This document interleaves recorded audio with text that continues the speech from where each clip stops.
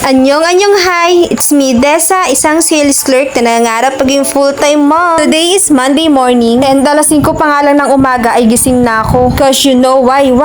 It's because daycare ng anak ko and ngayon ang start ng school nila. But first, kailangan ko munang lagyan ng pangalan yung mga maiiwan na gamit sa school niya. Like itong hygiene kit na nilagyan ko lang naman ang full name niya. Huwag niyo na lang pansinin yung sulat kamay ko dahil yes po, hindi kagandahan ang aking sulat kamay. Kagabi nga ay pinapanalangin ko na sana'y maganda ang araw kinabukasan pero hindi talaga ako malakas sa taas kaya naman iyan makulimlim. Pagkatapos ko ngang maligo ay niready ko na ang baon ni Tuto and yes, excited ako sa kanyang baonan. Kasi ang cute tapos ang aesthetic pa ng design. Favorite pa ni Tutoy, tayo bus daw. Simple lang naman yung binaon ko kay Carl dahil snacks lang naman talaga dahil 2 hours lang naman na magiging klase nila. Water lang naman ang pinabaon ko sa kanya dahil sabi ng teacher kung maaari ay wag nang pabaunan ng juice or kahit anong drinks kasi baka masayang lang at itapon din pag natira. And dapat makaiwas na rin sa mga unhealthy na drinks kung maaari kasi nga it's not good for the health.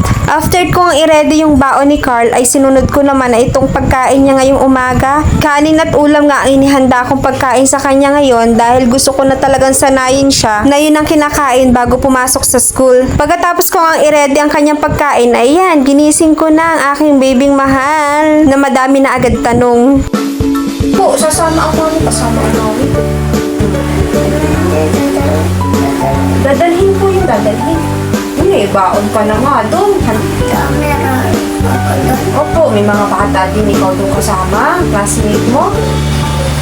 Hihi! Tayo nagkakain na. Sorry anak, pero ito na talaga ang umpisa. Na araw-araw ka na talagang matutulala at higising ng maaga kasi nga kailangan mo nang pumasok sa school. Habang kumakain pa nga si Carly, ako ito puspusan muna ang pagpaplansya ng susuotin ngayon. Hindi pa kasi nung gabi plinansya, kaya yan ngayon, madali ka. Hindi ka pa rin tuloy makapag-almusal ng maayos. After ko nga mamlansya ay nag-ayos na muna ako ng sarili ko. And after nun ay niliguan ko na rin si Carl and binihisa ng kanyang school uniform. 8:05 na nga ng umaga kaya naman yagyag na ako diyan. Hindi pa naman late si Carl kung tutuusin kaso nga lang ay 8:50 ng call time na dapat nandun na sa daycare center. Malapit lang naman ang school sa bahay namin pero syempre first day kaya kailangan maaga doon. Pero ang iyong ina ay pabagal-bagal ang kilos kaya naman ayan, hindi na ako nakapag-video. Andito na nga kami sa school and na nakakatuwa nga lang kay Carl ay kahit hindi ko siya sabihan na tanggalin ang shoes niya ay kusa niya nang tinanggal bago pumasok sa loob ng kwarto. Marami na nga estudyante kaming nadatnan doon and muntik nang mawala ng upuan si Tutoy. Buti na nga lang at may nahanap pa kaming isang upuan na malapit sa lamesa ng teacher niya. Bukas talaga ay mas aagahan ko pa ang gising sa iyo. 6:30 na, hindi na 7, Carl.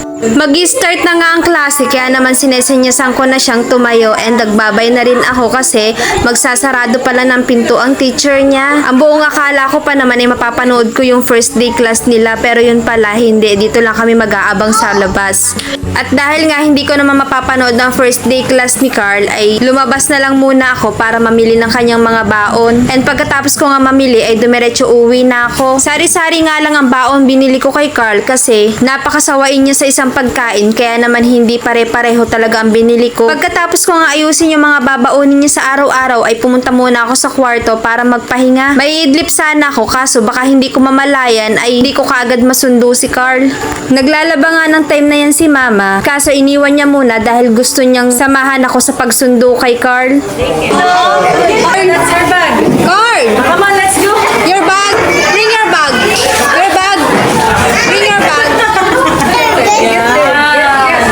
Say thank you, teacher. Thank you. Anak, babay na kay teacher. Alakad ikaw, tawag ikaw ni teacher. Dali na! Ano sasabihin na? Anong sasabihin?